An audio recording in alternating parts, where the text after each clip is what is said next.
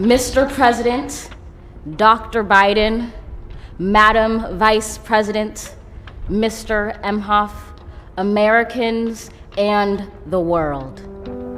When day comes, we ask ourselves, where can we find light in this never-ending shade?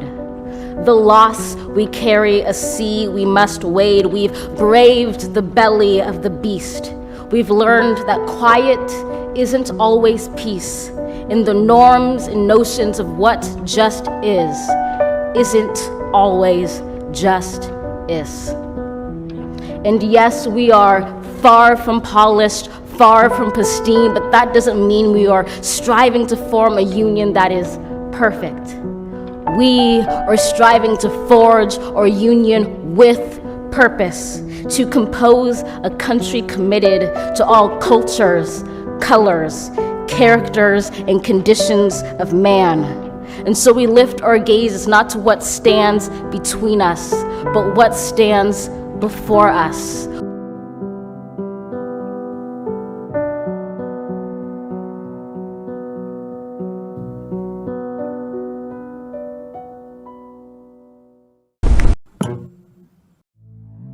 California was recently ranked the most diverse state in the nation. We have the most cultural diversity, highest linguistic makeup, and diverse households. Our student population is just as diverse. 77% of our students are students of color. On the other hand, educators of color only make up 27%. When it comes to school discipline rates, Black and brown students are 3.5 times more likely to be suspended from school without access to educational resources. And when compared to white students, Black and Latinx students are twice as likely to drop out from high school. In fact, Black and Latinx students make up 70% of the students who are arrested at school each year. Wait, run that back. That's right, we're not sending students to the principal or counselor, we're sending them into the criminal justice system. As a middle school teacher in one of the largest school districts in the Bay Area, I'm acutely aware of the data that highlights the inequities within our public schools. But I often wonder if students are as misbehaved as the data suggest, or are they just resisting a school system that doesn't include them, their ethnicity, their culture, and the various ways in which they identify. Ethnic studies has proven to not only increase student attendance rates, overall GPAs, and graduation rates, but it also creates a sense of community and belonging for students. With these kind of benefits, why is ethnic studies not offered to every student, especially in California, the state that's ranked #1 in diversity? Most recently, there has been much debate over whether or not ethnic studies should become a high school graduation requirement. Will there be a curriculum? And who gets to write it here in California? I wanted to learn more, so I tuned into a conversation with some of the leading scholars and activists for ethnic studies that was hosted by the Arab Resource and Organizing Center. BIPOC communities have every reason to be angry, and yet they continually stand on the front lines of justice with love and inclusiveness.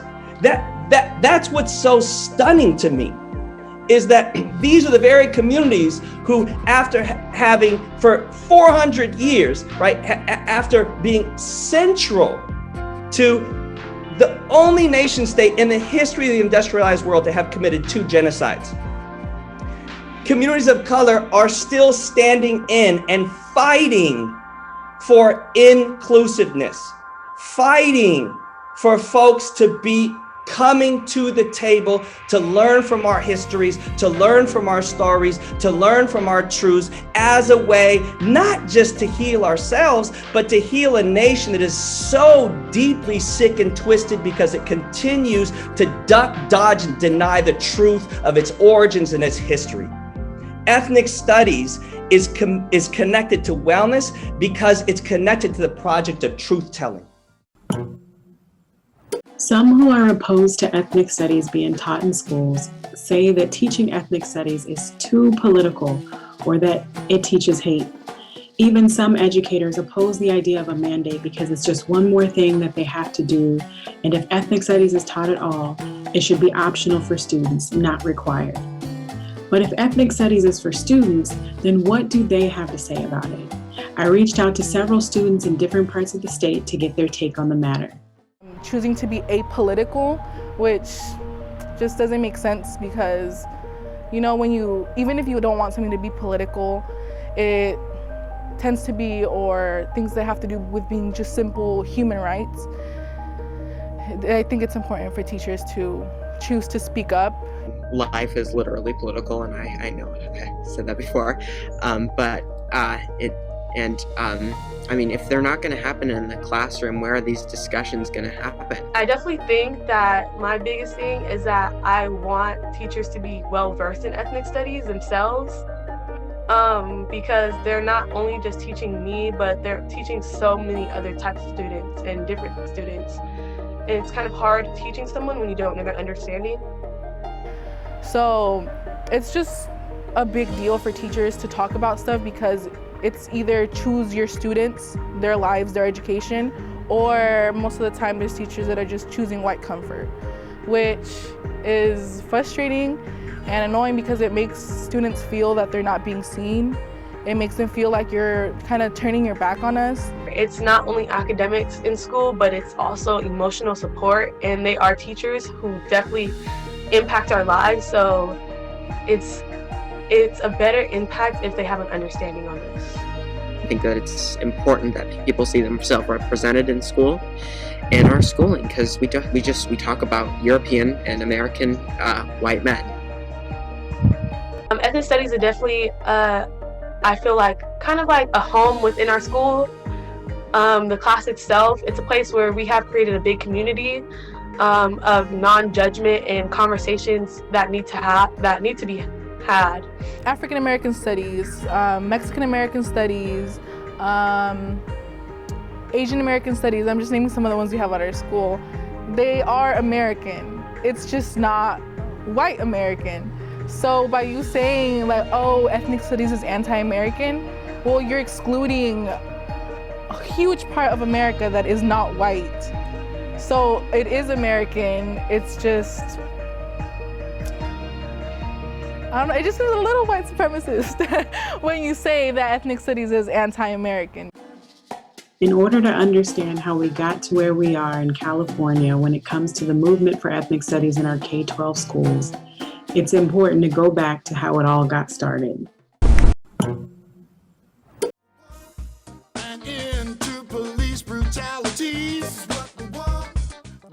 Merit College is important to the struggle of the Black community because we had the first Black Studies program in the country.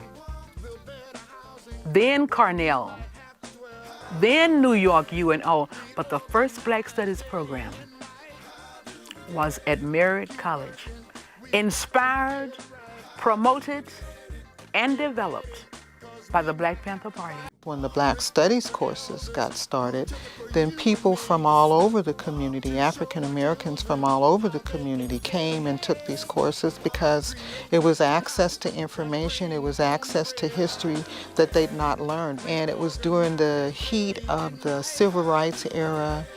That's where I experienced the Civil Rights era, was on this campus. That particular community college was the nexus, it was the impetus for our Black Panther Party, and also it launched ethnic studies programs, the seeds of that, the beginning of the African American curriculum that now exists in every college, not just here in California, but the breadth of America, has its birth at Merit College with Huey Newton and Bobby Seale, who were the precursors to African American studies programs. So that particular college gave expression to primarily African Americans, or blacks, if you will. The Black Studies program at Merit College gave expression to the efforts of the Third World Liberation Front, a coalition between the Black Student Union and other student groups. The Third World Liberation Front organized a student-led strike on the campus of San Francisco State University that lasted for 5 months. It was their efforts that institutionalized the first ethnic studies department at San Francisco State University in 1969, and it helped to establish ethnic studies as an interdisciplinary field in the United States. So 3 different times I have introduced legislation to make ethnic studies a high school graduation requirement in the state of California. And the 2 previous attempts have both ended with, unfortunately, with vetoes by the governor, first by then Governor Jerry Brown, and most recently last year by now Governor Gavin Newsom. We're amidst this unrest that's not been seen since the Civil Rights Movement.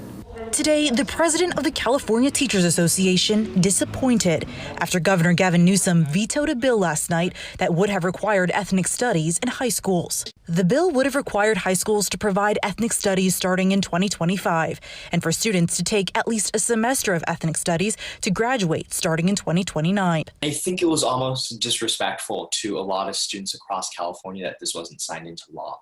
As a Chinese American, Alvin wants his textbooks to include people who also look like him.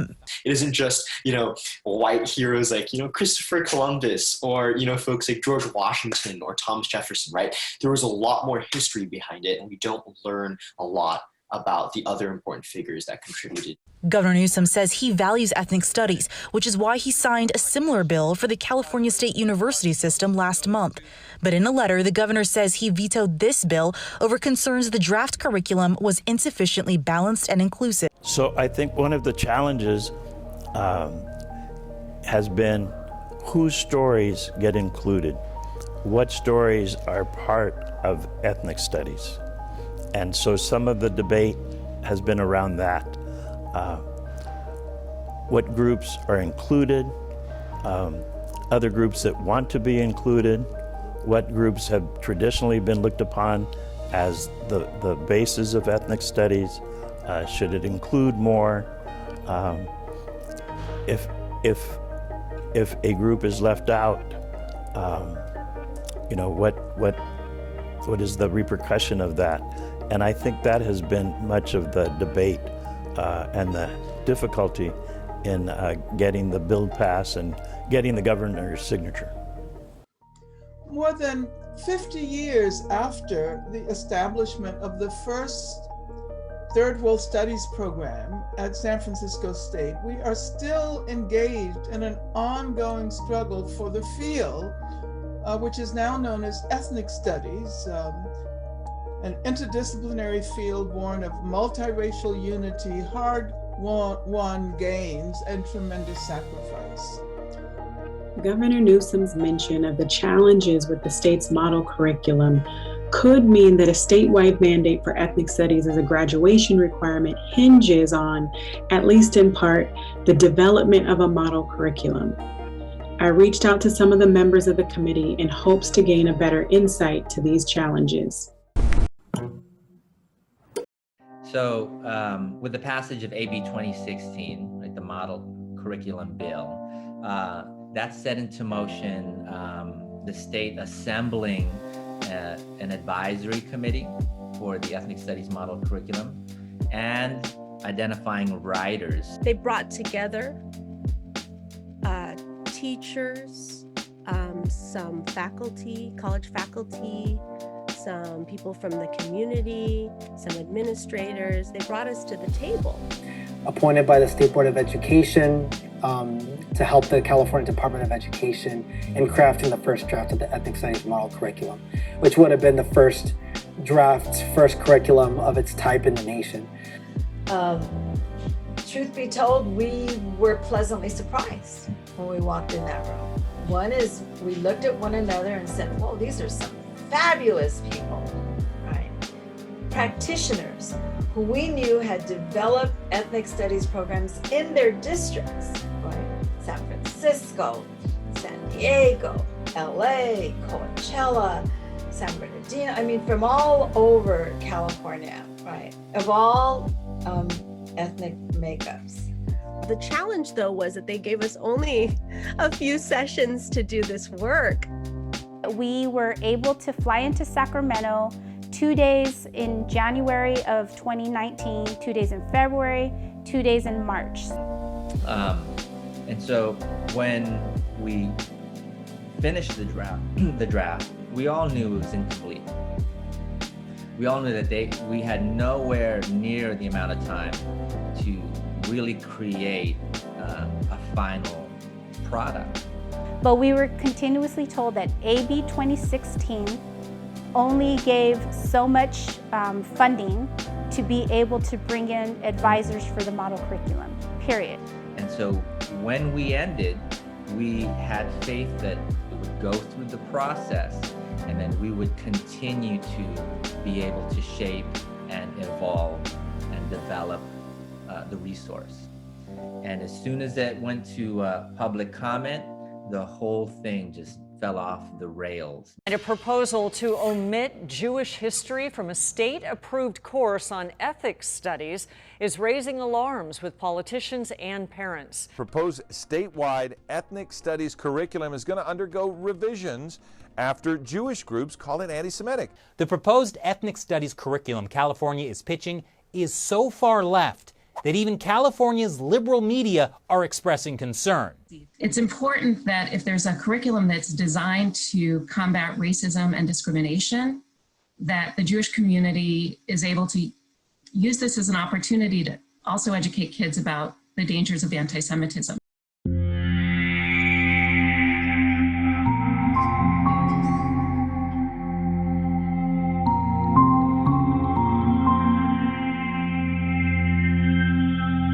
Where do I begin? Okay. It was completely misrepresented in the larger media. Like article after article after article just took the talking points of these critics. No other discipline is defined by 57,000 public comments, right? 30,000 of them, mind you, pro ethnic studies model curriculum, right? They had a thorough process of selecting some of the top people that they can find. We put together a curriculum based on being practitioners in the field and experts, doctors. Became politicized by very vocal, I think, well-resourced segment of the Jewish community. But was the curriculum anti-Semitic? Good question, right? I really think it comes down to I'll give a specific example. So in the original curriculum, there's a unit or some lessons on U.S. social movements. And BDS, which is boycott, divestment, and sanctions, as a movement in the U.S. To really challenge, right, what's happening in Palestine and put pressure on Israel to change their policies was one thing that they, when I say they, I mean these kind of more right-wing organizations feel is anti-Semitic. You know, and it's like, but that is a U.S. social movement. That BDS was used to fight apartheid in South Africa. Like, maybe we thought it was then too, but that was erased. I know that we cannot capitulate here.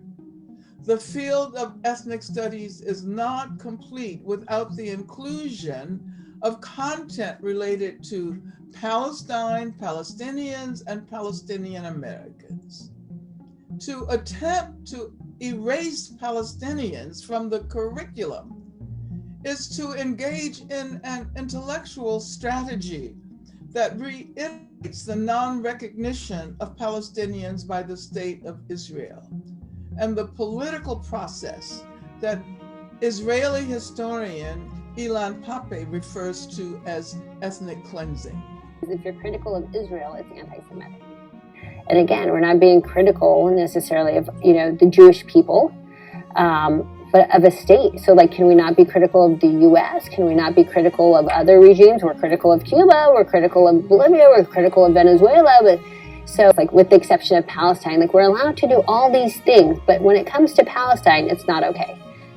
The Palestinian people deserve humanization, and we can humanize them while at the same time defeating anti-Semitism. Anti-Arab racism and the fight against anti-Semitism are hand in hand. We can't do one without the other, and we need to provide a curricular and academic space for that to take place, and that's ethnic studies. we begin to push back and say, we're not finished. We're open to your critique, right? But we're not finished, and we're not open to your critique enough to say, we want to throw this out. You know, we don't want to throw out Arab American studies. If you have criticisms about some of the content, which in truth, we still need to look at, because not all of us got a chance to look at the end, then we're willing to listen to those critiques. We're willing to listen to the valid critiques of ethnic studies and revise the model curriculum based on that. But we weren't allowed to, right? Because now we were part of public comment. So our voices were included in the public comment.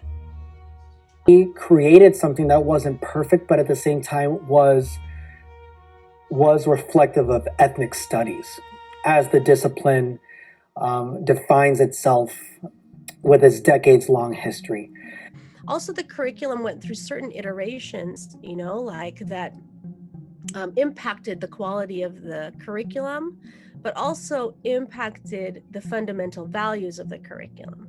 And that's where it gets really sticky, because some of the people who were making those kinds of decisions weren't actually from ethnic studies.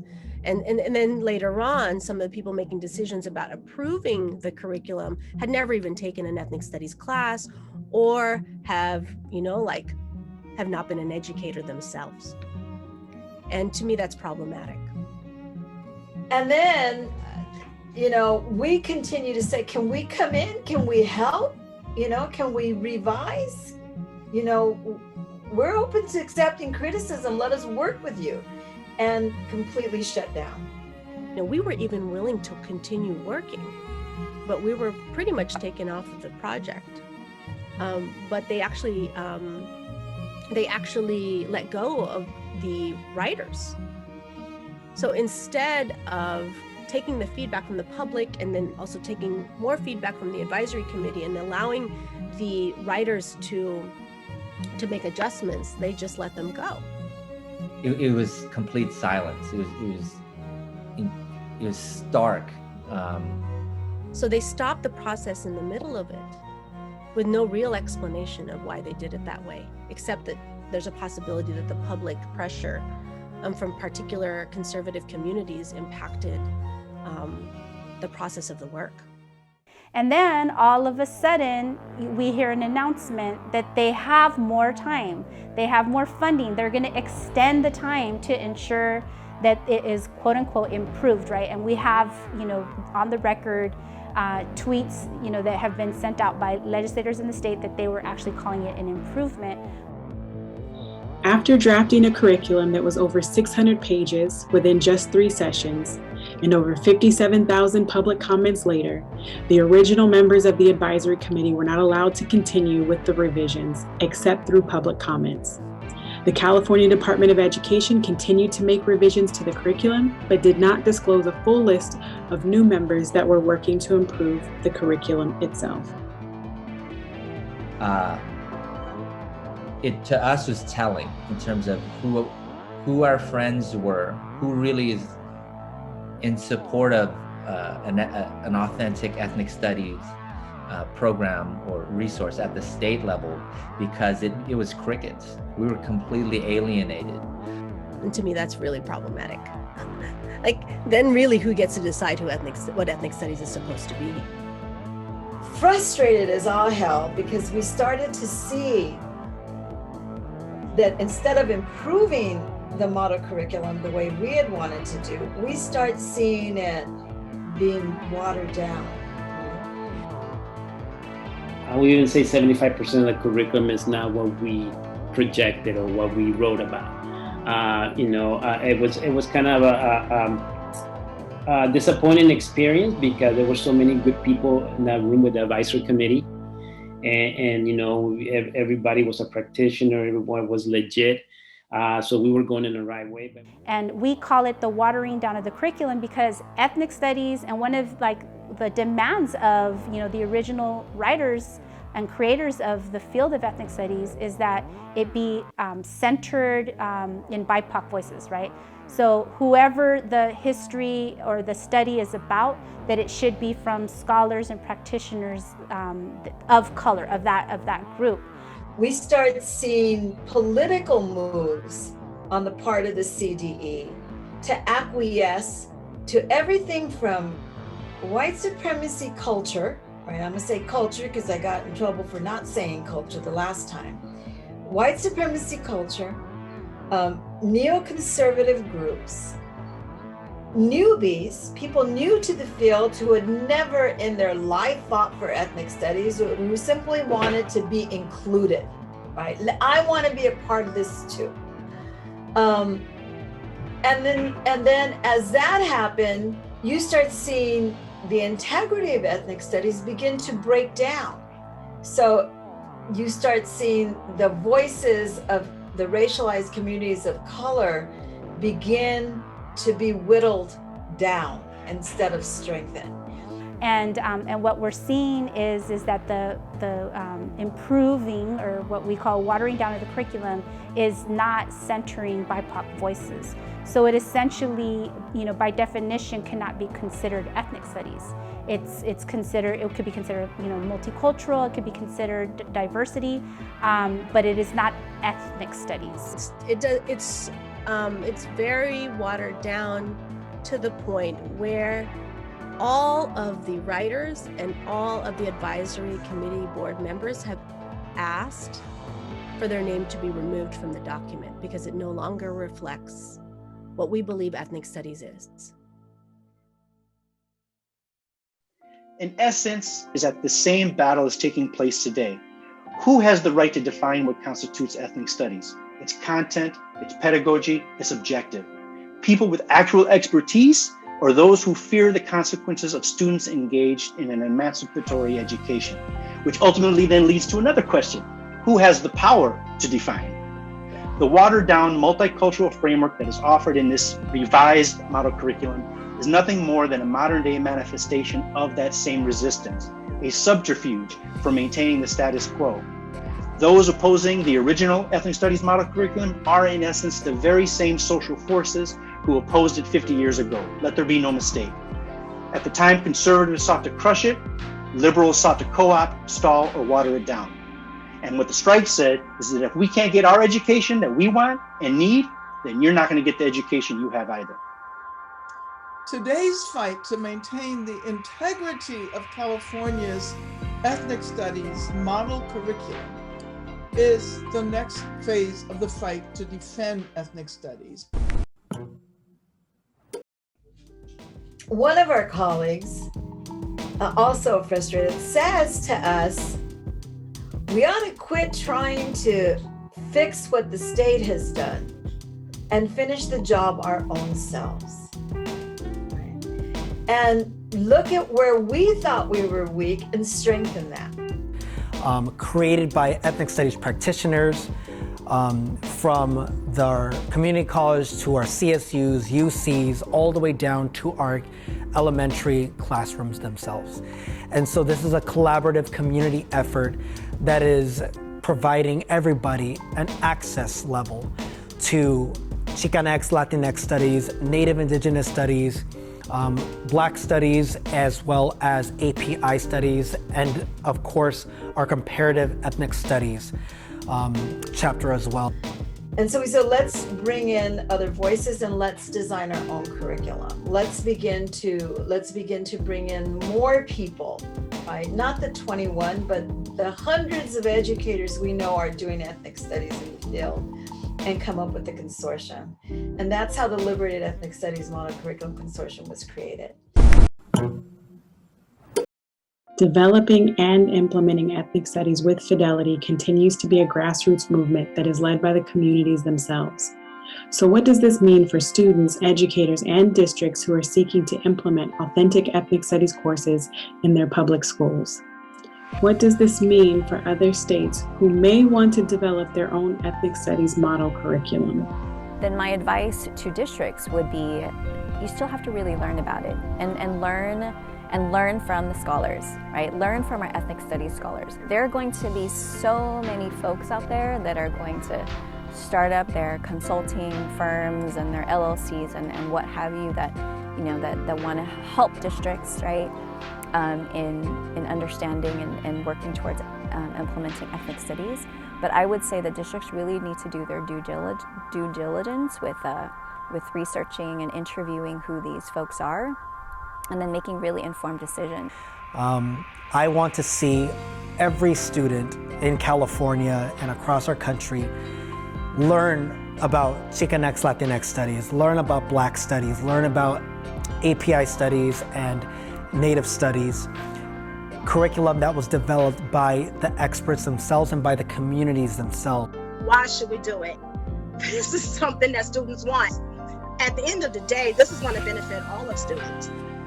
All right, so guiding values and principles of ethnic studies, one strong way to frame them is what we call the double helix and the 7 C's. Double helix, holistic humanization and critical consciousness, or holistic humanity and criticality, and expressed through the 7 C's, which are cultivate, celebrate, center. We critique, we challenge and connect ourselves to past and contemporary resistance movements that struggle for social justice on global and local levels to ensure a truer, more just and equitable and democratic society.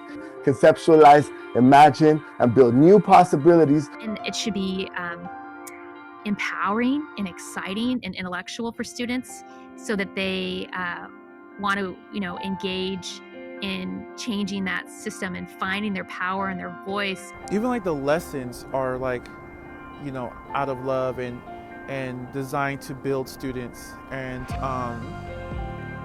designed for students to see themselves, right? So it's all about creating a safe space for all students to learn.